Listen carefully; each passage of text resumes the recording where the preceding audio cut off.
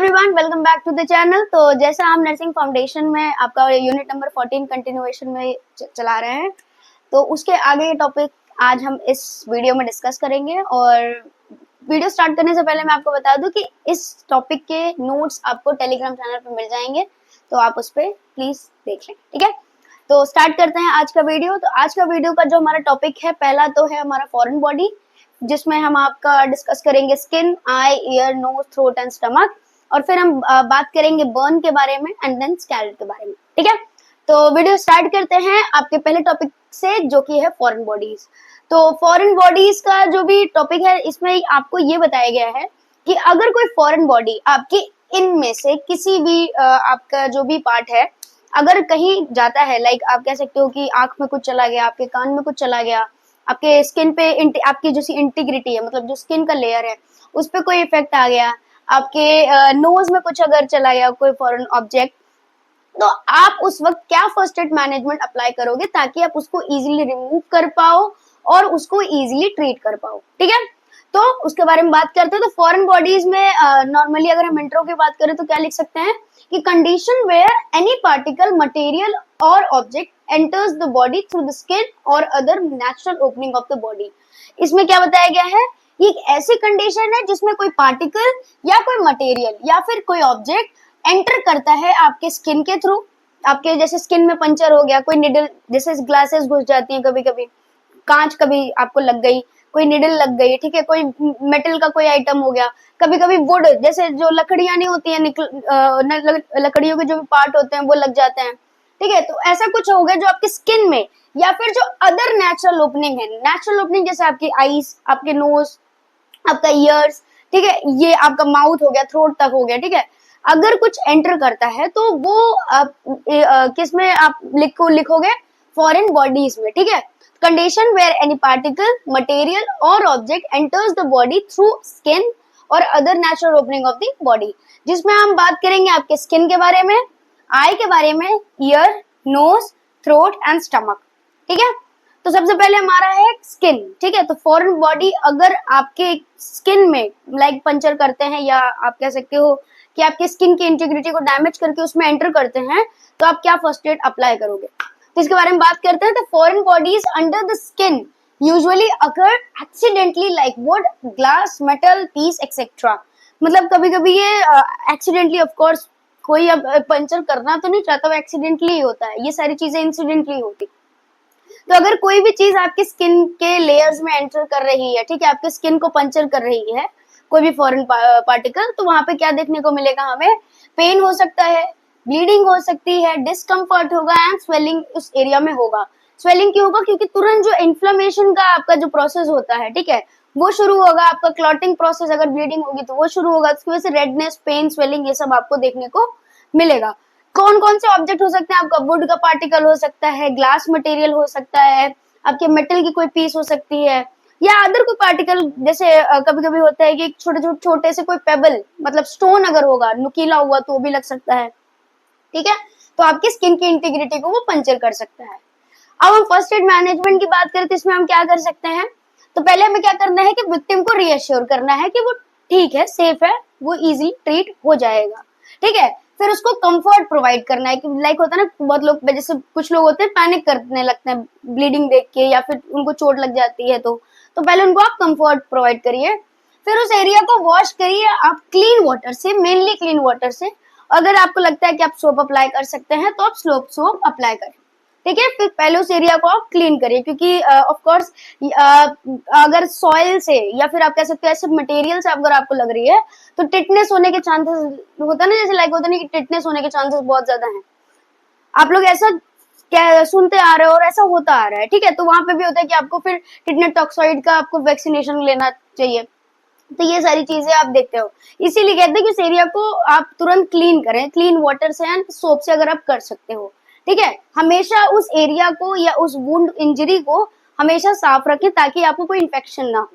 ठीक, तब क्या करना है उसके बाद, sterile thumb forceps. Thumb forceps क्या होता है कि एक्चुअली एक ट्विजर जैसा होता है, एक फॉर्सेप होता है। फॉर्सेप लाइक आपका जैसे सीजर्स होती है वैसे ही होता है, बस वो सीजर्स नहीं होते, उसमें शार्पनेस नहीं होती है, वो पिंच करने के लिए होती है, मीन्स आप कह सकते हो पकड़ने के लिए होती है। ठीक है। आपकी थंब फॉरसेप्स सीजर्स की तरह ही होती हैं, आपकी ऐसे वो पकड़ने के लिए होती है, किसी भी चीज को आप पकड़ के आप इजिली रिमूव कर सकते हो। ठीक है, ये ऐसी होती है आपकी थंब फॉरसेप। ठीक, तो आप कोई स्टेराइल थंब फॉरसेप या फिर ट्विजर्स, ट्विजर्स है चिमटी टाइप ही होती है, चिमटी ही बोलते हैं एक्चुअली, तो उसको आप यूज करके उस ऑब्जेक्ट को बाहर निकाल सकते हैं। ठीक है, अगर ऑब्जेक्ट ज्यादा अंदर है, लाइक जो भी मटेरियल या जो भी पीस है वो ज्यादा अंदर तक घुस गया है, पंचर कर गया है, तो उसको निकालने की कोशिश ना करें। इसके बारे में हमने लास्ट वीडियो में बात करी थी। ऐसा क्यों? क्योंकि जैसे ही आप उसको ज्यादा निकालोगे तो ब्लीडिंग तेज हो जाएगी। ठीक है, जिसको रोकना आपके लिए थोड़ा सा पॉसिबल नहीं हो, क्योंकि वो आर्टरीज तक को डैमेज करके रखती है, और आर्टरीज का फ्लो तेज होता है, इसलिए ब्लीडिंग ज्यादा होती है और आप उसको रोक नहीं पाओगे। ठीक है, इसीलिए अगर कोई चीज ज्यादा एम्बेडेड है, मतलब ज्यादा अंदर तक गई है, तो उसको आप निकालने की कोशिश मत करें, और तुरंत मेडिकल सपोर्ट का आप तुरंत मेडिकल फैसिलिटी के लिए आप जाएं। ठीक है, बैंडेज द एरिया, अगर ज्यादा है तो उसको बैंडेज करिए और ट्रांसफर करिए तुरंत मेडिकल सपोर्ट के लिए। If major won't, transfer the victim to hospital for the help. और अगर आपको लग रहा है कि बहुत ज्यादा चोट है, ठीक है, मतलब कोई मेटल रॉड हो गई, कोई बड़ा ग्लास का कांच हो गया, बड़ा कांच हो गया, ठीक है, कुछ भी हो गया, तो आप उसको तुरंत फिर आप मेडिकल हेल्प के लिए जाएं। ठीक है, सो this is all about foreign bodies in skin. Next हम बात करते हैं आई में। हम बात करेंगे फॉरेन पार्टिकल इन आई। अगर कोई फॉरेन पार्टिकल या फॉरेन बॉडी आपके आईज में चली जाती है तो आप क्या करते हो? ठीक है, तो इसके बारे में बात करते हैं। तो वो क्या हो सकता है? वो कोई डस्ट पार्टिकल हो सकता है, आपकी आई लैशेज हो सकती हैं, कभी कभी होता है। ठीक है, कोई ग्लास का पार्टिकल हो सकता है, कोई वुड का पार्टिकल हो सकता है, कोई सैंड पार्टिकल हो सकता है, कुछ भी हो सकता है, कोई इंसेक्ट होता है। ठीक है, या फिर किसी भी काइंड ऑफ लिक्विड, जैसे कभी कभी होता है कि आप कुछ बना रहे हो, आप कुक कर रहे हो, तो कभी कभी होता है कि ऑयल के स्प्लैशेस आ गए, कोई काम कर रहे हो तो केमिकल्स वगैरह आ गए, ऐसा कुछ भी अगर हो रहा है, कोई भी आपका कह सकते हो मटेरियल पार्टिकल, आपका कोई भी ऑब्जेक्ट अगर आपकी आंखों में जा रहा है, दैट इज आपका फॉरेन बॉडी इन आई या foreign particle entering into the eye. ठीक है, तो उससे क्या होता है कि आंखों में वो लॉ क्रिएट करता है। लॉ क्रिएट करता है मतलब वो ब्लॉकेज क्रिएट करता है, आपकी विजन में प्रॉब्लम आता है, redness, swelling, pain, burning sensation, ये सारी चीजें हमें देखने को मिलती हैं। जिससे क्या होता है, आंखों को डैमेज होता है। ठीक है, तो ये हो गया आपका फॉरेन बॉडी इन आई।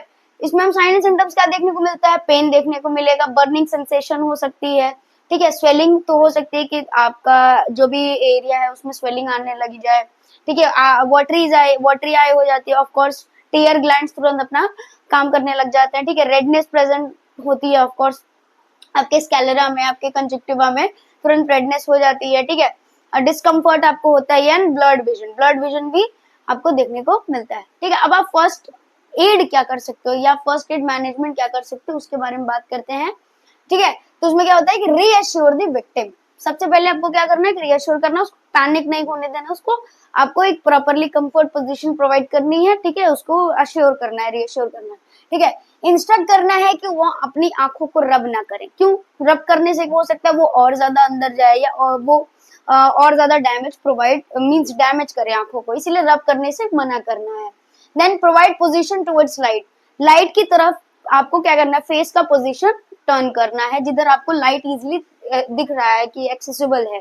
फिर क्या करना है? इंस्पेक्ट करना है आईलिड्स को बाय पुलिंग आईलिड्स। ठीक है, आपको आंखों को इंस्पेक्ट करना है, मींस आपको आंखों को एग्जामिन करना है, चेक करना है, आपकी आईलिड्स को चेक करके, मींस ओपन करके। आप upper eyelid and lower eyelid दोनों को ओपन करके आप इंस्पेक्ट कर सकते हो। जो भी पार्टिकल है आपको दिखाई दे रहा है, अगर दिखाई दे रहा है तो आप उसको रिमूव कर सकते हो। Wash eye with clean water inner to outer side. आप क्या कर सकते हो, जैसे आप इंस्पेक्ट करते हो वैसे ही सेम पोजीशन में इनर साइड से आउटर साइड पर आप वॉश कर सकते हो आंखों को। ठीक है, इधर से आप जब ड्रॉप बाय ड्रॉप, ठीक है, प्रॉपरली जब क्लीन वाटर से या स्टेराइल वाटर से आप साफ करोगे तो जो भी पार्टिकल होगा वो थ्रू आपका वाटर या टीयर वो इजिली बाहर बह जाएगा। ठीक है, अगर तब भी नहीं होता है तो आप एक क्लीन स्वैब या फिर कॉर्नर ऑफ कॉटन क्लोथ इसलिए क्योंकि वो सॉफ्ट मटेरियल होता है। ठीक है, उसका कॉर्नर आप लेके इनर से आउटर कैंथस तक साफ करोगे तो वो इजीली जहां भी होगा, अगर अपर आईलिड पे होगा तो या फिर लोअर आईलिड पे होगा तो वो इजीली रिमूव हो जाएगा। ठीक है, अगर आपको लगता है कि जो पार्टिकल है बहुत ज्यादा एम्बेडेड है, मतलब डीप है, कि वो धसा हुआ है, ठीक है, तो प्लीज उसको मत छूइए या उसको ट्राई मत करिए कि आप उसको रिमूव करेंगे, क्योंकि हो सकता है उससे आंखों को और डैमेज पहुंचे, ठीक है। If the particle is embedded in the eye, do not try to remove it, ठीक है, ये हमेशा ध्यान में रखें। और अगर ऐसा आपको लगता है तो तुरंत क्या करें कि कवर करें आंखों को किसी आईपैड या गेज से। जो गॉच पीस होते हैं आपके, नॉर्मली उसको कवर करिए ताकि ब्लिंकिंग का जो भी प्रोसेस होता है, ठीक है, बार बार ब्लिंक होती है आंखें, ब्लड विजन, इन सब डिस्कम्फर्ट, वाटर, ये सारी चीजों से क्या होता है, आपको रिलीफ मिलता है। गॉच पीस रखिए और तुरंत हॉस्पिटल के लिए कॉन्टेक्ट करिए, ठीक है। तो ये आपका हो गया foreign body in I. Next हम बात करते हैं फॉरेन बॉडी इन ईयर। अगर कोई फॉरेन बॉडी या कोई फॉरेन पार्टिकल आपके ईयर्स में या फिर मीन्स कह सकते हो आपके कानों में अगर चली जाती है तो आप क्या करोगे, या वो क्या हो सकते हैं। तो मोस्टली आप कह सकते हो कि इंसेक्ट्स होते हैं, ज्यादातर अडल्ट में जो हमें देखने को मिलते हैं, और बाकी बच्चों में हमें देखने को मिलते हैं, जैसे कोई ग्रेन डाल लिया, कोई वुड का पीस हो गया, या कोई और छोटा पार्टिकल बच्चे आउट ऑफ क्यूरियोसिटी या खेलते वक्त कोई एक्टिविटी करते वक्त वो डाल लेते हैं। अडल्ट में मोस्टली इंसेक्ट्स होते हैं या फिर कोई ऐसा पार्टिकल जो एक्सीडेंटली उनके कानों में चला जाए, ठीक है। तो अगर कोई ऐसा पार्टिकल या फिर आप कह सकते हो ऐसा कोई बॉडी चला जाता है आपके कानों में, तो आप क्या फर्स्ट एड अप्लाई करोगे। तो उसमें सबसे पहले हमें साइन एंड सिम्टम्स का देखने को मिलेंगे, पेन देखने को मिलेगा, हो सकता है रिंगिंग सेंसेशन हो, ठीक है, झुंझुनाहट टाइप्स हो, कुछ बजने जैसा आपको लगे, इचिंग हो सकती है, ऑफकोर्स इरिटेशन होती है, ठीक है, डिस्कम्फर्ट होगा, अब कुछ गया है तो ऑफकोर्स आपको डिस्कम्फर्ट होगा, ठीक है, और इवन हेयरिंग लॉस हो सकता है। हेयरिंग लॉस क्यों, क्योंकि वो ब्लॉकेज क्रिएट कर सकता है या फिर वो आपके ईयर ड्रम जो भी है, आपकी टिम्पैनिक मेम्ब्रेन है, उसको डैमेज कर सकता है, ठीक है। तो इसमें हम फर्स्ट एड मैनेजमेंट क्या अप्लाई करेंगे कि हम इजिली उस चीज को रिमूव कर पाए। तो पहले आपको क्या करना है, विक्टिम को रीअश्योर करना है, मीन्स आपको उसको काम करना है। देन आपको एक कंफर्टेबल पोजीशन देना है प्रॉपरली कि आप इजिली एक्सेस कर पाओ ईयर को प्रॉपरली लाइट में, ठीक है। फिर आप क्या कर सकते हो, एक वार्म ऑयल इसलिए बोला गया है, कुछ लोगों को समझ में आता है गरम तेल नहीं, इट्स वार्म ऑयल मतलब गुनगुना, ठीक है, गुनगुना। इतना मतलब बॉडी का टेम्परेचर हमेशा थोड़ा सा गर्म होता है इंटरनल साइड से, इसीलिए वार्म ऑयल को बोला गया। अगर आप ठंडा यूज करोगे तो वो कहीं ना कहीं डैमेज करता है आपके जो भी सेंसेशन होते हैं, उसमें इरिटेशन आती है, इसीलिए वार्म ऑयल बोला गया है, गरम तेल नहीं, इट्स गुनगुना, ठीक है। तो वार्म ऑयल आप जैसे ही डालोगे, ठीक है, put into year, so that जो भी इंसेक्ट होगा या जो भी पार्टिकल होगा वो फ्लोट करेगा ऊपर, जैसे आप फिल करोगे तो वो फ्लोट करेगा ऊपर की तरफ, और तब आप उसको इजिली रिमूव कर सकते हो, ठीक है। अगर आपको लगता है कि आप नहीं कर पा रहे हो या इससे नहीं, ये हेल्पफुल नहीं है मेथड, तो आपको रिमूव करने की कोशिश नहीं करनी है। आपको क्या करना है, डायरेक्टली आपको मेडिकल की हेल्प लेनी है। क्यों ऐसा नहीं करना है, क्योंकि ये आपके ईयर ड्रम मीन्स जो आपके टिम्पैनिक मेम्ब्रेन है उसको डैमेज कर सकता है। एक चीज और, कभी भी किसी भी काइंड ऑफ शार्प या पॉइंटेड आर्टिकल्स को यूज नहीं करना। बहुत लोग होते हैं कि कोई आप कह सकते हो स्टिक यूज करते हैं, चाबी लगा रहे हैं, ये सारी चीजें नहीं करनी है। क्यों, क्योंकि आपके ईयर ड्रम को डैमेज हो सकता है, ठीक है।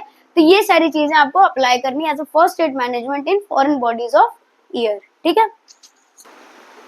ओके, नेक्स्ट हम बात करेंगे foreign bodies in nose. Like अगर कोई भी पार्टिकल या फिर कोई भी फॉरेन ऑब्जेक्ट आप कह सकते हो, फॉरेन बॉडी आपके नोज में चली जाती है, तो आप क्या फर्स्ट एड अप्लाई कर सकते हो। तो सबसे पहले लाइक हम ये समझते हैं क्या चीजें होती हैं, लाइक कोई इंसेक्ट हो सकता है, कोई भी ऑब्जेक्ट हो सकता है, कोई वुड का पार्टिकल हो सकता है, फूड पार्टिकल, इवन कभी कभी होता है कि आप खाना खा रहे हो और वो चोक होके आपके नोज में आ गया, ये सारी चीजें होती हैं। आप जब लाइक कह सकते हैं कि आप बात कर रहे हो खाते वक्त, ये सारी चीजें होती हैं स्वेलो करते वक्त, ठीक है। तो any small particle like particle of would, insect, food etcetera entering the nasal cavity और नोज, ये आउटर नोज में या फिर नेजल कैविटी जो भी आपकी प्रॉपर जो आपकी कैविटी है रेस्पिरेटरी ट्रैक में, ठीक है, नेजल कैविटी है, उसमें अगर कोई भी ऑब्जेक्ट या फॉरेन पार्टिकल ऑब्स्ट्रक्ट करता है तो होता है आपका फॉरेन बॉडीज इन नोज। उसमें क्या क्या साइन एंड सिम्टम्स हमें देखने को मिलते हैं, ब्रीदिंग डिफिकल्टी हो सकती है, ठीक है, pain and discomfort and restlessness, ठीक है। ऑफ कोर्स जब आप ब्रीथ नहीं कर पाओगे तो आपको अजीब सा लाइक आप डिस्कम्फर्ट फील होगा, ठीक। देन हम फर्स्ट एड मैनेजमेंट की बात करें तो पहले हमें क्या करना है, रीएश्योर करना है, विक्टिम को काम करना है, एक ईज पोजीशन प्रोवाइड करनी है कि नॉर्मली वो ब्रीथ कर पाए। लाइक हम इजिली कहते हैं कि फाउलर पोजीशन हम अप्लाई कर दीजिए, ठीक है, उसको स्ट्रेट आप बैठा दीजिए, ठीक है, ताकि वो इजिली ब्रीथ कर पाए। और इंस्ट्रक्ट करना है कि वो ब्रीथ बाय माउथ, मतलब अपने मुंह से सांस ले, ताकि अगर अगर लाइक उसको नाक में ऑब्स्ट्रक्शन समझ में आ रही है तो अपने मुंह से सांस लेने की कोशिश करे। एनकरेज करना है विक्टिम को स्नीज करने के लिए, मतलब उसको छींकने के लिए हमें एनकरेज करना है कि ताकि जो भी ऑब्जेक्ट या जो भी पार्टिकल है वो इजिली बाहर फोर्स आउट हो जाए, मतलब वो फोर्सफुली आपका थ्रू स्नीज वो बाहर हो जाए। अगर ऐसा कुछ नहीं होता है तो प्लीज आप मेडिकल हेल्प के लिए जाएं, क्योंकि आप इजिली फिर इसको नहीं रिमूव कर सकते। ठीक है, सेम एज नेक्स्ट बात करते हैं foreign body and throat. Throat में एक आप कह सकते हैं एक सीवियरिटी आ जाती है, क्योंकि थ्रोट में अगर कोई भी पार्टिकल, कोई भी ऑब्जेक्ट, वॉटेवर कोई भी मटेरियल आपका अगर कह सकते हो एंटर करता है तो वो चोक करता है। ठीक है, वहां पे आपका अराइज होता है सिचुएशन चोकिंग का। इसीलिए ये एक मेडिकल अटेंशन आप कह सकते हैं कि एक सीवियर मेडिकल कंडीशन बन जाती है, जिसमें आपको मेडिकल हेल्प लेनी ही पड़ेगी। ठीक है, तो आपको इसको कह सकते हो कि लाइक इजीली नहीं लेना है कि हाँ ठीक है, जैसे आपके आईज में गया, नोज में गया, ईयर्स में गया तो आप इजीली रिमूव कर लोगे। चोकिंग में हो सकता है पर्सन ब्रीदिंग डिफिकल्टी की वजह से आप कह सकते हो उसको प्रॉब्लम हो जाए, इवन डेथ भी हो सकती है चोकिंग की वजह से, इसीलिए आपको इसको ध्यान में रखना है। तो फॉरेन बॉडी एंड थ्रोट की अगर बात करें तो कोई भी फॉरेन बॉडी अगर थ्रोट में जाती है जो कॉज करती है चोकिंग, ठीक है, उसके लिए आपको क्या है, तुरंत मेडिकल अटेंशन या मेडिकल हेल्प की रिक्वायरमेंट होती है। ठीक है, इट कैन बी कॉइन, ज्यादातर कॉइन ही देखने को मिलता है कि बच्चे इनगल्फ कर लेते हैं। ठीक है, कोई ऑब्जेक्ट हो सकता है, कोई फूड पार्टिकल, जैसे फिश खाते हैं लोग तो उसका कांटा लोगों को लग जाता है। ठीक है, तो ये सारी चीजें होती है तो लोग इजिली लाइक हाँ ठीक हो जाएगा, लेकिन ये आपको ध्यान में रखना है क्योंकि ये ऐसी कंडीशन नहीं है जिसको आप इजिली खुद से ट्रीट कर सको। ठीक है, तो कोई भी फूड पार्टिकल हो सकता है या और कोई ऐसा ऑब्जेक्ट हो सकता है जो आपको चोक कर सकता है। ठीक है, तो इसमें क्या क्या हमें देखने को मिलता है, sign and symptoms, breathing difficulty, of course आप ब्रीथ नहीं कर पाओगे चोकिंग की वजह से, स्वेलो नहीं कर पाओगे क्योंकि ऑफ कोर्स वो ऑब्स्ट्रक्टेड है, तो ना तो वो स्वेलो होगा और ना ही बाहर होगा। ठीक है, पेन एंड प्रिकिंग सेंसेशन हमें फील होगा थ्रोट में, कफिंग एंड स्नीजिंग भी होगा, हमें कफ बार बार आएगा क्योंकि कफ रिफ्लेक्स तुरंत स्टार्ट हो जाता है। ठीक है, और व्हीजिंग साउंड भी आएगा, व्हीज करोगे। ठीक है, ये सारी चीजें होंगी। And even unconsciousness, breathing difficulty की वजह से पर्सन जो है अनकॉन्शियस भी हो सकता है। अब फर्स्ट एड मैनेजमेंट की हम बात करें तो हमें क्या करना है, पहले कंफर्ट प्रोवाइड करना है। अगर पेशेंट कॉन्शियस है, कंफर्ट प्रोवाइड करिए, उसको नॉर्मल करिए, काम करिए। ठीक है, इंस्ट्रक्ट करिए कि वो अपना माउथ जो है वाइड ओपन करे। आप जो भी मींस जो भी पर्सन है विक्टिम है उनसे बोले कि अपना मुंह प्रॉपरली जितना वो खोल सकते हैं उसको खोलें। अगर आपको वो ऑब्जेक्ट विजिबल है, ठीक है, तो आप क्या कर सकते हैं, उसको अपने फिंगर से रिमूव कर सकते हैं। अगर आपको लग रहा है कि हाँ ये जो भी पार्टिकल है, जो भी आर्टिकल मटेरियल है, ऑब्जेक्ट है, वो दिख रहा है, तो आप उसको इजिली फिंगर से रिमूव कर सकते हैं। अगर नहीं दिख रहा है तो आप फिर क्या कर सकते हैं, हमने बात करी थी हेमलिच मैनुअर की, ठीक है, हम वो भी अप्लाई कर सकते हैं। अगर आपको वो ऑब्जेक्ट दिख रहा है और वो एम्बेडेड है, मतलब वो धंसा हुआ है, तो उसको रिमूव करने की कोशिश मत करिए, क्योंकि वो वहां के टिश्यूज को डैमेज करके ही निकलेगा। इसीलिए आप वो प्लीज मत करिए, इसकी वजह से बहुत ज्यादा कॉम्प्लिकेशंस अराइज होंगी। अगर एम्बेडेड है तो इसको रिमूव करने की कोशिश मत करिए और तुरंत मेडिकल हेल्प के लिए चाहिए। ठीक है, take medical help. So this is about foreign bodies in nose and this is about foreign bodies in throat. ठीक है, ओके, नेक्स्ट हम बात करते हैं फॉरेन बॉडीज इन स्टमक। अगर कोई फॉरेन बॉडी या फिर कोई फॉरेन आप कह सकते हो पार्टिकल आपके स्टमक में जाती है तो फर्स्ट एड अप्लाई क्या होता है। ठीक है, तो फॉरेन बॉडी अगर कोई स्टमक में जाती है तो इतना कह सकते हो इमीडिएट नहीं होता है। अगर वो कोई शार्प ऑब्जेक्ट हो या फिर कोई केमिकल हो या फिर आप कह सकते हो जो हार्मफुल सब्सटेंस हो। अदरवाइज नॉर्मली अगर कोई ऑब्जेक्ट जा रहा है तो उसको इतना इमीडिएट केयर हम नहीं अप्लाई करते हैं। ठीक है, तो इसमें बताया गया है कि the incident of foreign object in stomach are common in children. पहली चीज तो ये चिल्ड्रन में कॉमन, क्योंकि वो कुछ भी इनगल्फ कर लेते हैं। ठीक है, which can be coin, seed और अदर पार्टिकल, जो भी स्मॉल पार्टिकल, कोई फूड पार्टिकल हो गया, कॉइन हो गया, सीड हो गया, वो कुछ भी मुंह में डाल रहे हैं तो वो इंजेस्ट हो गया। ठीक है, उसकी वजह से तो majorly the particle is eliminated with passage of stool. तो मेजरली क्या होता है कि जो भी पार्टिकल इंगेस्ट कर लिए हैं, ठीक है, इनगल्फ कर लिए हैं, तो उससे क्या होगा कि वो ज्यादातर ऐसा होता है कि वो स्टूल के साथ पास आउट हो जाता है। इसीलिए इतना इमीडिएट केयर अप्लाई करने की हमें जरूरत नहीं पड़ती है, which needs no immediate care.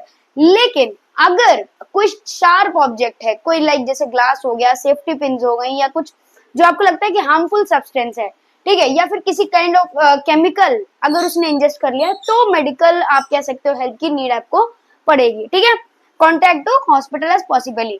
बाकी जो भी आपका जो पैसेज ऑफ स्टूल का है, लाइक पैसेज ऑफ स्टूल में अगर आप जाओगे मेडिकल हेल्प के लिए, तो वो आपको लेग्जेटिव दे देंगे। लेग्जेटिव क्या होता है, आपको easy passage of stool means कह सकते हैं ये ट्रीटमेंट मैनेजमेंट होता है, ताकि आपका जो स्टूल का पैसेज है वो इजीली निकल जाए, इजीली हो जाए, ठीक है। तो laxatives are given for the passage of the stool, तो ये नॉर्मली हम कर सकते हैं। तो फॉरेन बॉडी जो भी स्टूल आपका स्टमक में है, उसके लिए इतना इमीडिएट केयर या फर्स्ट एड मैनेजमेंट नहीं है, अगर वो हार्मफुल नहीं है, ठीक है। नेक्स्ट हम बात करते हैं, आपका जो टॉपिक है वो है बर्न एंड स्कैल्स, तो उसके बारे में बात करते हैं। तो बर्न एंड स्कैल्स एक्चुअली कह सकते हो कि ऐसी कंडीशन है या एक ऐसी इमरजेंसी सिचुएशन है जिसमें आपकी स्किन इंटीग्रिटी को डैमेज पहुंचता है, ठीक है। तो इसके बारे में बात करते हैं। These are injuries to skin surfaces, मतलब आपकी जो स्किन के लेयर्स होती हैं उस पे इंजरी होती है due to exposure to wet या ड्राई हीट। ये आप ध्यान में रखिए कि स्किन पे इंजरीज तो बहुत सारी होती हैं, लेकिन अगर वेट या फिर ड्राई हीट से कोई इंजरी हो रही है तो वो आपका आता है बर्न एंड स्कैल्ड में। अब बर्न एंड स्कैल्ड क्या है उसके बारे में हम डिस्कस करते हैं।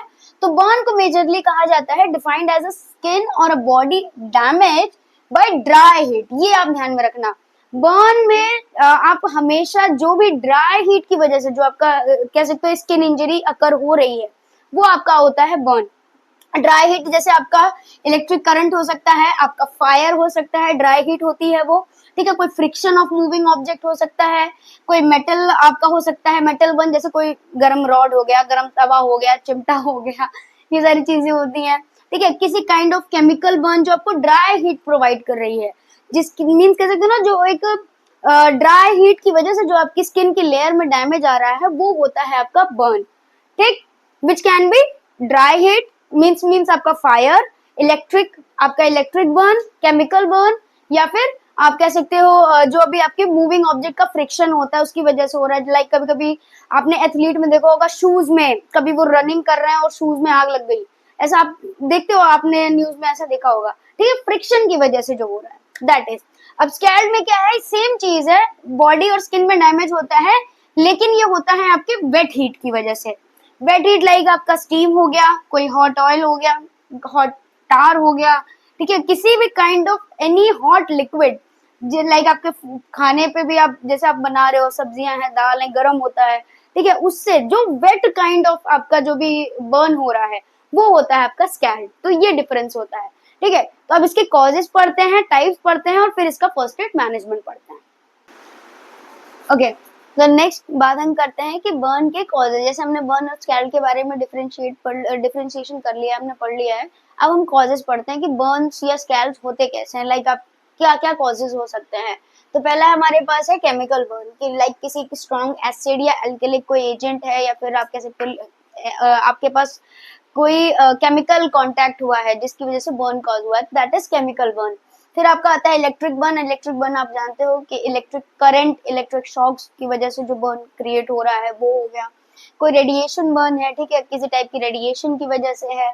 ड्राई हीट में जैसे आपका फायर हो गया, फ्लेम हो गया, कोई हॉट मेटल हो गया, ऐसी कोई चीज आपसे कांटेक्ट में आई और बर्न क्रिएट हुआ है, ठीक है। फिर वेट हीट बर्न हो गया। वेट हीट में जैसे आपकी स्टीम हो गए, हॉट लिक्विड हो गए, जैसे हमने बात करी है, इसकी वजह से हुआ। देन आपका कोई फ्रिक्शन ऑफ मूविंग ऑब्जेक्ट, कोई मूविंग ऑब्जेक्ट की फ्रिक्शन की वजह से बर्न क्रिएट हुआ है। सनबर्न्स हो सकते हैं, जो आपके सीवियर सनबर्न्स होते हैं वो भी बर्न्स में इन्वॉल्व किए जाते हैं। देन आपका थर्मल बर्न हो गया, and cold burn. Cold burn actually एक कह सकते हो आप बहुत ज्यादा कोल्ड की वजह से होता है, जिसको हम फ्रॉस्ट बाइट भी कहते हैं, जिसके बारे में अभी आप आगे इसी चैप्टर में पढ़ेंगे, ठीक है। तो ये आपके कॉजेज हो गए बर्न के। अब हम बात करते हैं टाइप्स ऑफ बर्न के।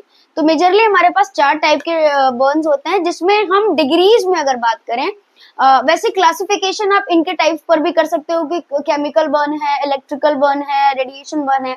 ये भी एक टाइप मीन्स आप कह सकते हो ये भी classification of types of burn का ही है, ठीक है। वैसे अगर डिग्रीज ऑफ बर्न की बात करें तो डिग्री हमारे पास 3 ही होती है, ठीक है, 3rd डिग्री तक बर्न होता है, ठीक है। लेकिन अगर हम बर्न के टाइप, अगर हम जो इंजरी क्रिएट हो रही है उसके बारे में बात करते हैं, तो हमारे पास 4 टाइप के बर्न होते हैं, जिसमें होता है superficial burn, partial thickness burn, deep burn and full thickness burn.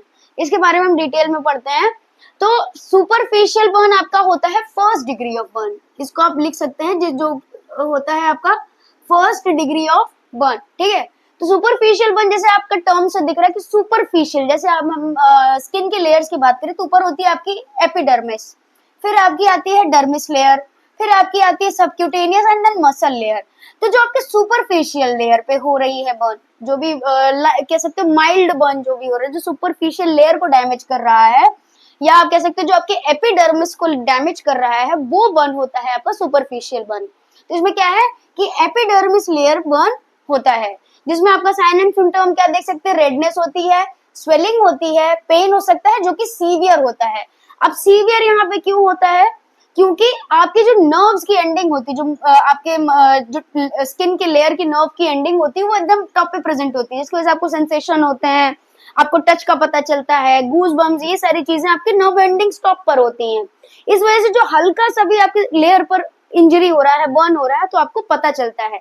इसीलिए सुपरफिशियल बर्न में हमेशा पेन सीवियर होता है, ठीक है। आपका नर्व एंडिंग इन्वॉल्व होता है इस वजह से, और इसकी वजह से आपका जो सेंसेशन है वो भी उस एरिया का डैमेज हो जाता है जब तक वो बर्न क्रिएट होता है। ये इजीली क्योर हो सकता है बिना स्कैरिंग के, मतलब आप कह सकते हो कि कोई जैसे स्कैरिंग मतलब होता है ना कि धब्बा पड़ जाता है, या फिर आप कह सकते हो जो बर्न का आप कहते हो ना कि एक आप लाइक आप कह सकते हो कि धब्बा पड़ गया, या फिर आप कह सकते हो स्कैर हो गया, या जो बर्न का एक स्पॉट हो जाए वो नहीं पड़ता है, क्योंकि वो एक सुपरफिशियल पे और वो इजीली ट्रीट हो जाता है, ठीक है। तो फर्स्ट डिग्री ऑफ बर्न आप कह सकते हो, या फिर सुपरफिशियल बर्न कहते हैं। देन हम नेक्स्ट बात करते हैं आपका पार्शियल थिकनेस बर्न, जो कि होता है आपका सेकेंड डिग्री ऑफ बर्न, ठीक है। सेकेंड डिग्री ऑफ बर्न कहते हैं इसको पार्शियल थिकनेस बर्न। इसमें आपका डर्मिस एंड एपिडर्मिस बर्न होता है, मतलब आपकी डर्मिस लेयर भी इन्वॉल्व है एंड एपिडर्मिस भी, ठीक है। टॉप की जो दो लेयर है उनमें बर्न जब होता है, मीन जो बर्न हो रहा है वो आपका दो लेयर को डैमेज कर रहा है, वो हो रहा है आपका पार्शियल थिकनेस बर्न, ठीक है। तो इसमें क्या होता है कि पेन प्रेजेंट होता है, ब्लिस्टर फॉर्म होता है, जिसमें ब्लिस्टर में आपका क्या होता है, फ्लूइड फिल हो जाता है, ठीक है। क्यों होता है ऐसा, क्योंकि वहां पे कैपिलरीज डैमेज हो रही हैं। क्या होता है इस बर्न में कि आपकी डर्मिस और आपकी एपिडर्मिस और डर्मिस लेयर जब मींस कह सकते हो इंजर्ड हो रही है, उसमें बर्न क्रिएट हो रहा है, तो पेन प्रेजेंट होगा। क्यों, क्योंकि आपकी नर्व एंडिंग प्रेजेंट है, ब्लिस्टर फॉर्म हो रहा है और ब्लिस्टर्स में फ्लूइड फिल हो रहा है, क्योंकि आपकी कैपिलरीज भी वहां पे डैमेज हो रही हैं, ठीक है। स्केयर अपीयर करता है क्योंकि वहां पे आपकी दो लेयर ऑफ टिश्यू, आप कह सकते हो दो लेयर ऑफ जो स्किन की लेयर्स हैं, दो लेयर डैमेज हो रही है, इस वजह से वहां पे स्केयरिंग भी प्रेजेंट होती है, मतलब रिकवरी के बाद स्केयरिंग हमें देखने को मिलेगी, ठीक है।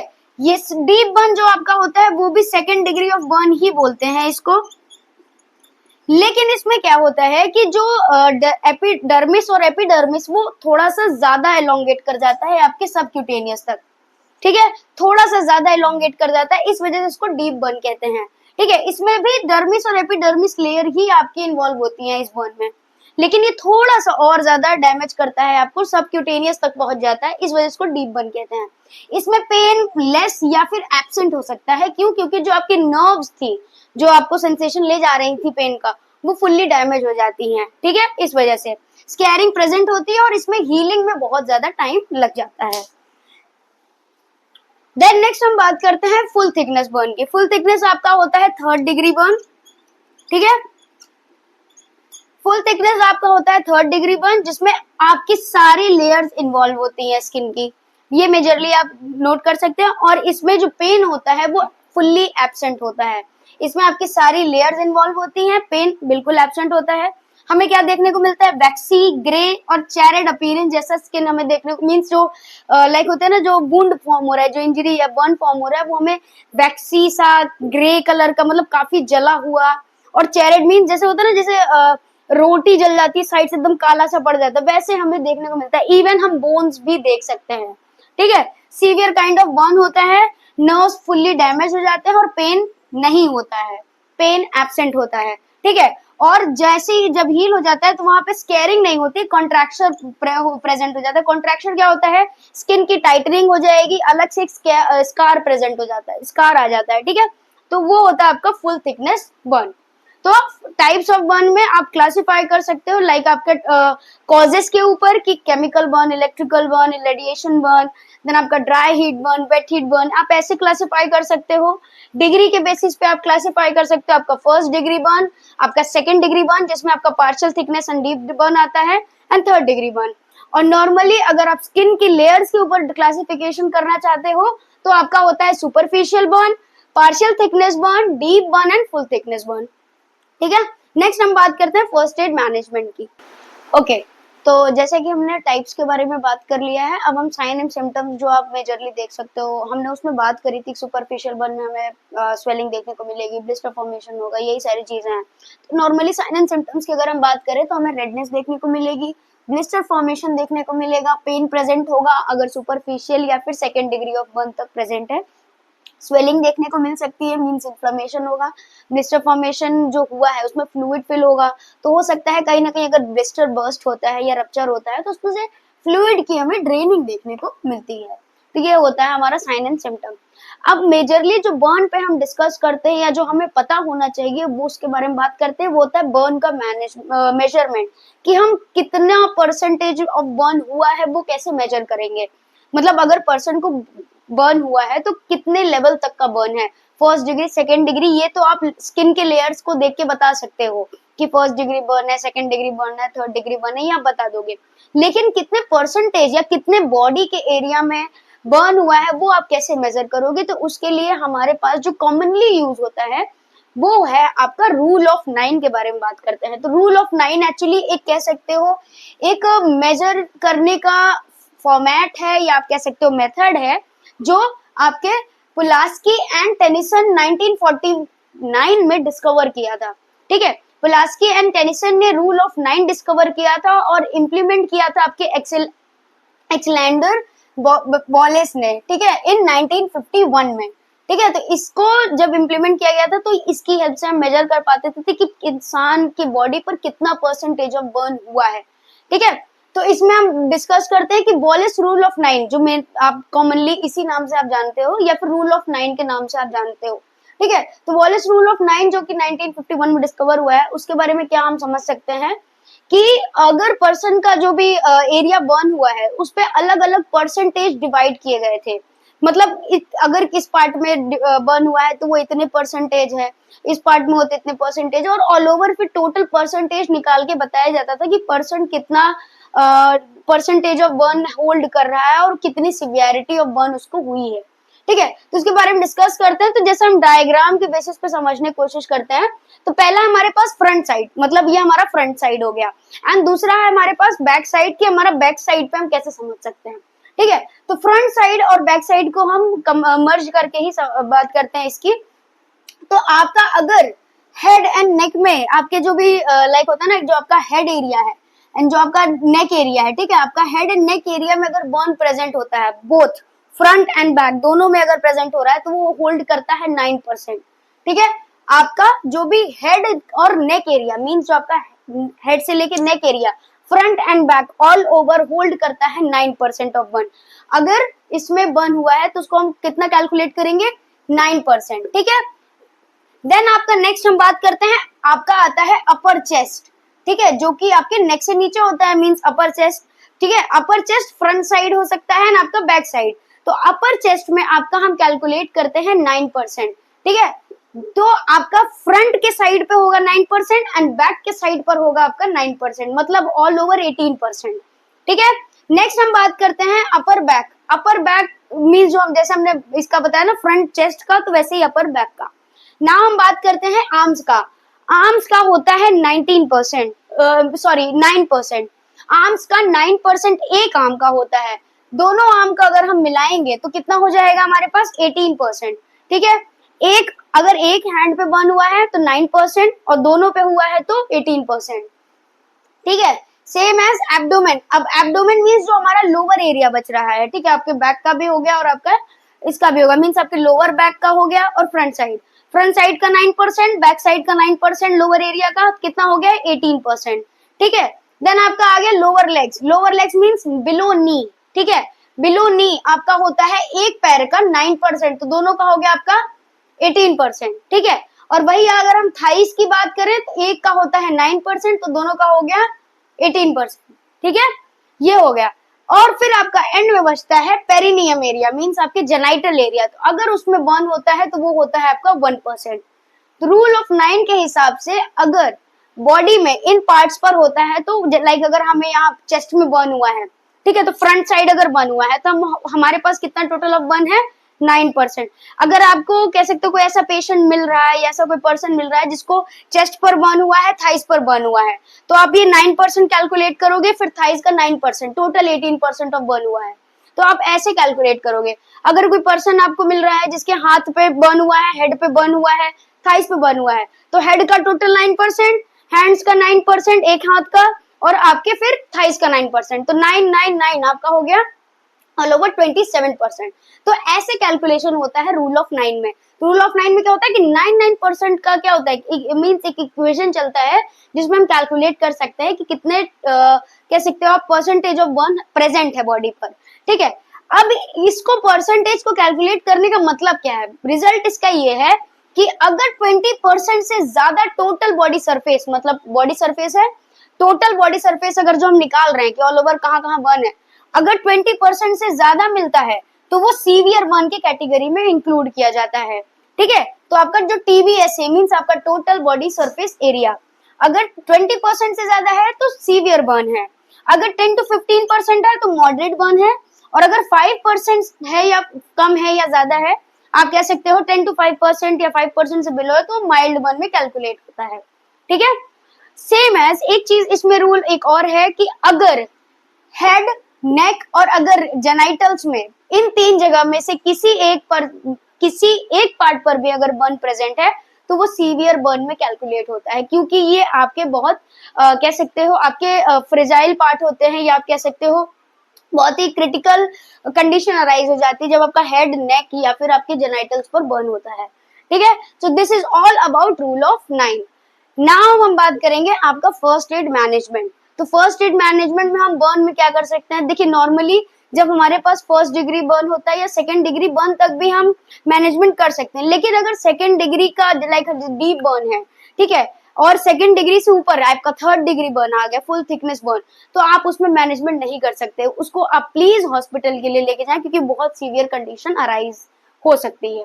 ठीक है, तो फर्स्ट डिग्री तक बर्न का हम मैनेजमेंट क्या कर सकते हैं, पहले क्या करना है कि विक्टिम को रिमूव करना है उस डेंजर से। ऑफ कोर्स जो बर्न हुआ किसी डेंजर, किसी कंडीशन की वजह से हुआ होगा, तो वहां से पहले हमें वहां से विक्टिम को रिमूव करना है। देन क्या करना है, रीअश्योर करना है विक्टिम को और एक कंफर्ट पोजीशन प्रोवाइड करना है, या उसको कंफर्ट प्रोवाइड करना है, ईज करना है। ठीक है, देन क्या करना है, सुपरफिशियल बर्न्स में सबसे पहले जहां भी बर्न हुआ है हमें उसको कूल वाटर में इमर्स करना है, मतलब डुबा देना है। अगर हाथ पे है तो हाथ को कूल ठंडे पानी में डुबा देना है, इमर्स करना है, उस पर डालना नहीं है, उसको इमर्स कर देना है। ठीक है, जिस भी पार्ट में बर्न हुआ है immerse in the cool water. कभी भी कोई भी क्रीम, लोशन या फिर डायरेक्ट आइस नहीं अप्लाई करनी है बर्न पर। क्यों? क्योंकि केमिकल रिएक्शंस हो सकते हैं और डायरेक्ट आइस की वजह से और हीट रिलीज होता है, जिसकी वजह से बर्न और सीवियर होता है। कभी भी डायरेक्टली आइस नहीं अप्लाई करनी है, हमेशा हमें कूल वाटर का इस्तेमाल करना है और इमर्स करना है। ठीक है, रेस्ट प्रोवाइड करना है और अफेक्टेड पार्ट को, लाइक जो भी अफेक्टेड पार्ट है उसको रेस्ट प्रोवाइड करना है, उसमें कोई मूवमेंट नहीं करने देना है ज्यादा, या फिर उसमें कोई छेड़छाड़ नहीं करनी है। ठीक है, सिल्वर सल्फा डाइजीन, ये ज्यादातर आपके वाइवा में पूछा जाता है, तो प्लीज इसको याद रखिएगा। सिल्वर सल्फा डाइजीन, ये जो आपका ऑइंटमेंट होता है वो बर्न के लिए ही होता है। ये अगर अवेलेबल हो तो ये आप अप्लाई करें, और अगर आपको लगता है कि गेज आप अवेलेबल है और आपको गेजिंग करने की जरूरत है तो गेज अप्लाई करें। ठीक है, जैसे ही आप गेज अप्लाई करेंगे एरिया ऑफ बर्न में तो वो ऑटोमेटिक रिकवर होना स्टार्ट हो जाता है। ठीक है, अगर सेकेंड डिग्री या उससे ज्यादा का बर्न है please go for medical help. ठीक है, सेकेंड डिग्री से ज्यादा का बर्न अगर आपको दिख रहा है या second degree of burn, like जैसे हमने डीप बर्न की बात करी, तो प्लीज टेक मेडिकल हेल्प। तो आज के वीडियो में हमने डिस्कस किया आपके जो भी फॉरेन बॉडीज थे, आपके लाइक ईयर्स, नोज, आईज, ठीक है, आपके थ्रोट, स्टमक, इन सब के बारे में। देन हमने बात करी बर्न एंड स्कैल्ड के बारे में, जिसमें बहुत सारे आपके स्पेसिफिक एंड इम्पोर्टेंट टॉपिक्स थे, जैसे आपका बर्न का टाइप हो गया, ठीक है, आपके वॉलेस रूल ऑफ 9 हो गए, जिसको आप रूल ऑफ 9 कहते हैं। ठीक है। एंड आपका मेजरली फर्स्ट एड जो आप मैनेजमेंट करोगे वो हो गया। तो ये सारी चीजें इंपॉर्टेंट थी इस वीडियो में, तो प्लीज इसको ध्यान से देखें। एंड बाकी के टॉपिक्स के लिए मिलते हैं नेक्स्ट वीडियो में। बाय।